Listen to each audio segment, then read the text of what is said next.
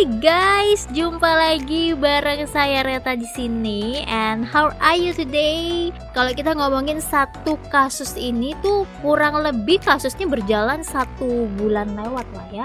Udah lama banget kasus ini. Sampai dengan saat ini pun juga memang sudah mulai terbuka ya bagaimana kronologinya, terus juga bukti-buktinya rock lovers ya, tapi sih belum 100%. Karena motifnya pun kita juga masih bertanya-tanya, kira-kira motifnya apa sih? Karena nggak mungkin ya menghabisi nyawa orang itu tanpa motif.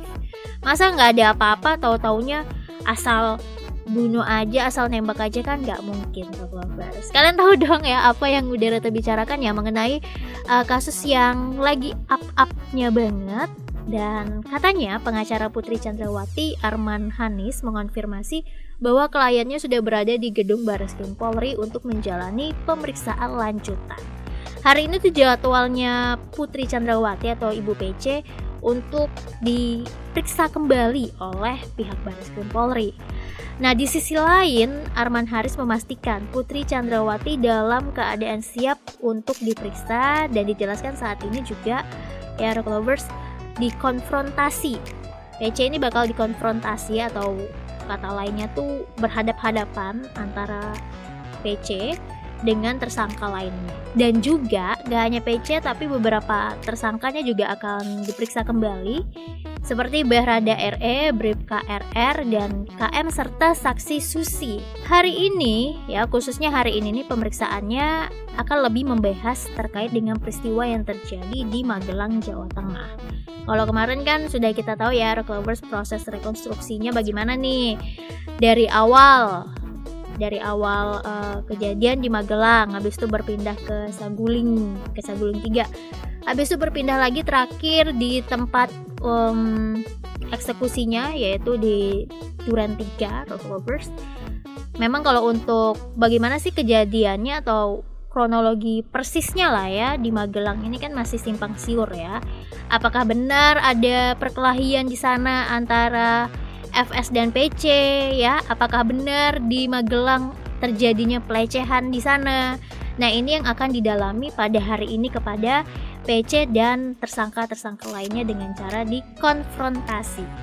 Nah, ini kalau kalian yang kemarin nonton bagaimana berjalannya rekonstruksi yang kurang lebih 7 jam lewat lah ya, rekonstruksinya berjalan, dan ada salah satu adegan di mana Kuat yang menyerahkan 1 buah handy talkie atau HT dan juga 2 buah pisau kepada saksi Prayogi di depan rumah dinas pada reka ulang adegan ke-74. Nah, ini dijelasin nih rock lovers ya sama Barreskrim Polda terkait dengan alat bukti pisau yang disita dari tersangka pembunuhan berencana Brigadir Yosua Kuat Ma'ruf atau KM. Kepala Barreskrim Polri Komjen Agus Andrianto bilang, pisau tersebut ini digunakan oleh tersangka KM untuk mengancam Brigadir Yosua ketika sedang berada di rumah Magelang. Ya, lagi di Magelang nih. Ketika itu, tersangka KM membawa pisaunya sembari meminta agar Brigadir Yosua untuk tidak naik ke atas, itu tempat istri Irjen Verdi Sambo, Putri Chandrawati yang sedang beristirahat di dalam kamarnya. Dan dijelaskan nih, pisau tersebut hanya digunakan sebatas untuk pengancaman oleh KM kepada Brigadir Yosua. Dan tidak ada kontak fisik yang melibatkan pisau tersebut antara KM dengan Brigadir Yosua ya. Jadi memang pisaunya ini hanya sebatas untuk mengancam supaya Brigadir Yosua ini tidak naik ke atas atau tidak naik ke kamar Ibu PC ya. Tidak ada kontak fisik, hanya pengancaman seperti itu. Dan yang kalau kita lihat kemarin sih sebenarnya ada perubahan ya rock lovers ya, dari penjelasan di awal ya sebelum rekonstruksi, terus pada saat rekonstruksi ada beberapa adegan yang tidak sesuai atau yang kita tahu kayaknya kemarin nggak gini deh, tapi pas rekonstruksi ternyata begini.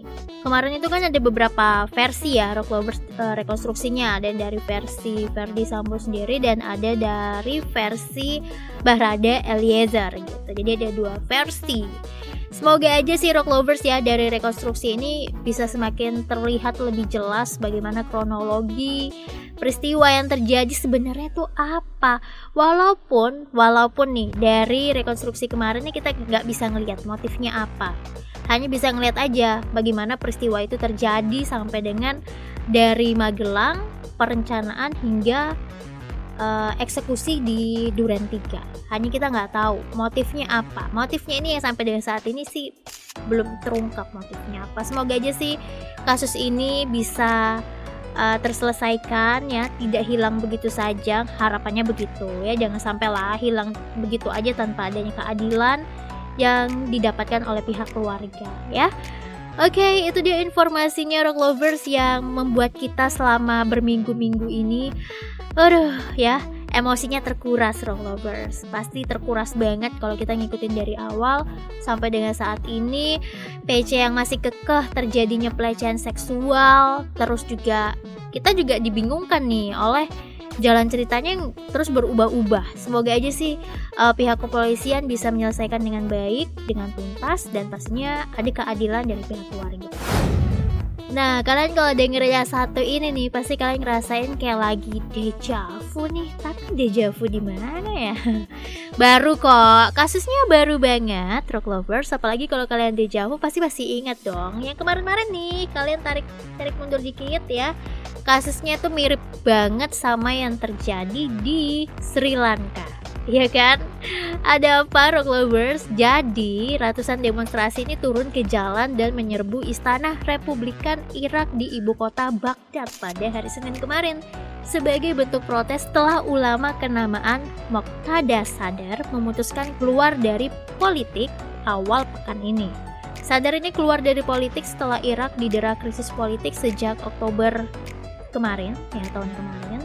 Dan saat itu koalisi Sadar memenangkan suara terbanyak dalam pemilihan parlemen, namun tidak mencapai mayoritas, sehingga jalannya menjadi Perdana Menteri tidak mulus. Sadar dan koalisinya pun melayangkan protes setelah pada bulan Juli lalu, parlemen tiba-tiba mengumumkan kandidat lain, yaitu Muhammad Al-Sudani sebagai PM baru mereka. Nah, hal tersebut membuat marah Sadar dan para pendukungnya hingga berdemo dan menyerbu gedung parlemen hingga mendesak parlemen untuk bubar. Nah, di hari Senin kemarin nih puncaknya, para pendukung Sadar menyerbu satu istana Republik Irak di Baghdad hingga memaksa pihak berwenang menerapkan jam malam total. Nah, dari sejumlah saksi, ratusan pendemo ini memenuhi istana Republik Irak yang terletak di zona hijau, daerah dengan pengamanan paling ketat tempat gedung pemerintah dan kantor perwakilan negara asing di Baghdad bertempat. Ratusan pendemo menerobos masuk, bahkan menyempatkan diri untuk berenang. Aduh, berenang juga guys. Dan akibat aksi ini, petugas keamanan Irak mengerahkan gas air mata dan peluru hidup. Setidaknya 10 orang tewas dan lebih dari 200 orang terluka imbas bentrok ini. Gak hanya itu, tapi Perdana Menteri Mustafa Al-Kadhimi harus menangguhkan seluruh pertemuan pemerintahannya sampai dengan waktu yang tidak ditentukan imbas demo besar ini. Nah, Istana Republik sendiri merupakan tempat pertemuan anggota kabinet Irak, dan yang pastinya kalian udah ingat kan deja vu kalian ya? Sama yang di Sri Lanka terjadi beberapa bulan lalu ketika ribuan masyarakat berdemo untuk menggulingkan pemerintahan mantan Presiden Gotabaya Rajapaksa. Saat itu tuh warga langsung serbu gedungnya. Habis itu mereka ada yang tidur-tiduran, ada juga yang berenang seperti yang terjadi tadi. Ada juga yang sampai mainin pianonya, dan pokoknya bener-bener menikmati banget deh. Ya pastinya Rock Lovers ya, kita mengharapkan situasi di Irak sana bisa kembali kondusif ya. Nah, kalau udah ngomongin mengenai politik-politik gini sih memang kayak gak ada habisnya ya. Ada aja masalah di berbagai negara. Kalian masih ingat gak sama Korea Selatan yang sempat memberikan tawarannya ini tuh berupa bantuan kepada Korea Utara supaya Korea Utara berhenti ya untuk berkonflik dengan Korea Selatan. Tapi guys, itu ditolak, tau nggak? Bantuannya ditolak sama Korea Utara Dan Korea Utara sendiri berencana mengimpor 10.000 ton beras dari India untuk mengatasi kekurangan pangan.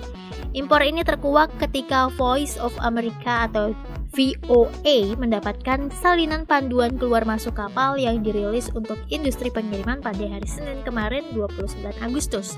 Dalam panduan tersebut, Korut tercatat akan mengerahkan kapal untuk membawa 10.000 ton beras dari pelabuhan Visakhapatnam, India ke pelabuhan Nampo. Nah, berdasarkan dari panduan ini, tanggal keberangkatan kapal pembawa beras ini jatuh di tanggal 25 hingga 30 September mendatang. Pokoknya ini berisi soal jenis kapal, lokasi keberangkatan, kedatangan, juga penawaran kepada pemilik barang untuk memilih armada pembawa barangnya. Pada panduan tersebut isinya begitu. Dan VOA juga melaporkan panduan ini tidak mencantumkan organisasi yang terlibat dalam pengiriman beras tersebut. Dan sebagaimana dilansir dari Dong-A Ilbo, informasi ini membuka kemungkinan Korut sendirilah yang memutuskan untuk mengimpor beras dari India. Kabar ini muncul nggak lama setelah Presiden Korsel Yoon Suk-yeol menawarkan bantuan besar-besaran untuk Korea Utara dengan syarat Pyongyang menghentikan program nuklirnya. Ya, otomatis nggak mau lah Kim Jong-un menghentikan program nuklirnya. Maka dari itu tawaran ditolak dan impor dari India. Ya, mereka berpikir jalannya nggak hanya dari Korea Selatan, kita bisa cari jalan lain nih, impor beras. Gitu, kurang lebihnya kayak gitu guys. Jadi ternyata ditolak mentah-mentah sama Korea Utara. Wah, ini kayaknya mimpi buruk dari Prancis ya guys. Di tengah ancaman krisis energi Eropa, Rusia malah stop pasok gas ke Prancis. Jadi raksasa energi Rusia yaitu Gazprom akan menangguhkan pasokan gas ke kelompok energi industri Prancis ENGIE pada pekan ini. Penangguhan yang berlaku mulai 1 September yaitu besok dilakukan lantaran perselisihan kontrak di tengah kekhawatiran potensi krisis energi di Eropa musim dingin ini. Bayangin, bentar lagi musim dingin, terus pasokan gas dihentikan dari Rusia. Terus gimana dong yang ada di sana? Kedinginan dong, karena otomatis mereka juga harus mengurangi penggunaan listrik mereka di sana. Dan juga hukum Rusia ini melarang pemasok gas alam negara beruang merah untuk memasok pengiriman gas lebih lanjut ke pembeli asing jika pembayarannya belum dilakukan secara penuh oleh pembeli dalam jangka waktu kontrak. Gazprom juga menambahkan pihaknya telah memberitahu ENGIE tentang penangguhan total pengiriman gas hingga pembayaran penuh untuk gas yang dipasok diterima.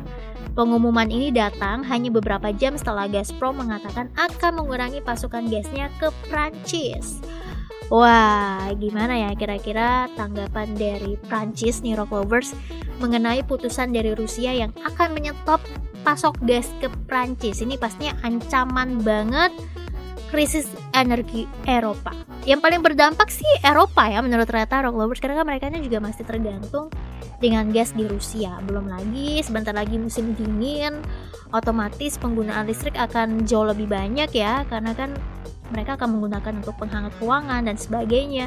Kalau pasokan gasnya dikurangi ya apa yang terjadi nanti, dan tindakan dan langkah selanjutnya apa yang akan diambil oleh Prancis, kita tungguin aja. Kabar entertainment datang dari Noah yang akan menggelar konser dalam merayakan 1 dekade berkarir di industri musik tanah air pada 17 September 2022 mendatang.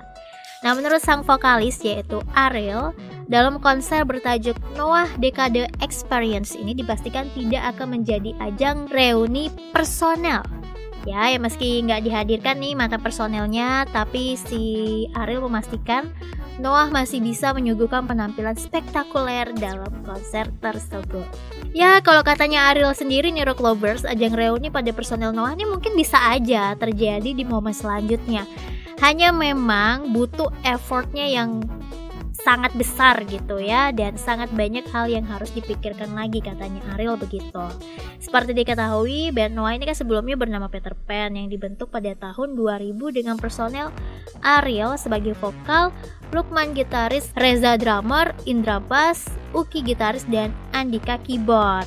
Di tahun 2006, Andika dan Indra keluar Di tahun 2008, David nih yang diangkat menjadi personel tetap Peter Pan. Dan memang ya Rock Lovers, dari tahun ke tahun ini pastinya ada aja ujian yang dihadapi oleh Noah. Di tahun 2010 ya ada masalah, habis itu di tahun 2012 akhirnya mereka merilis nama baru yaitu Noah.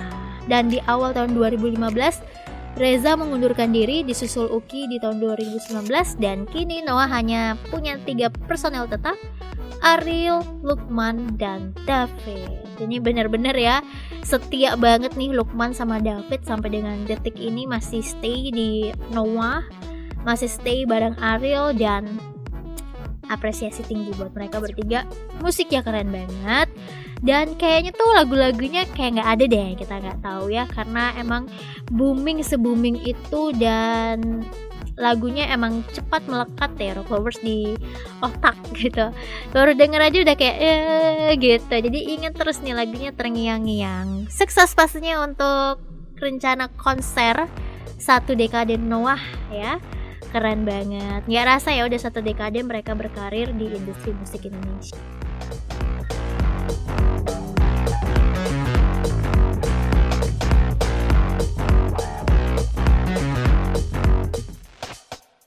Hai Rock Lovers, dengarkan terus Rock News setiap hari Senin sampai Sabtu hanya di Spotify dan Noise. Mau info terupdate di HPmu? Follow Instagramnya di @rocknews_network, Twitter dan TikToknya di @rocknewsnetwork.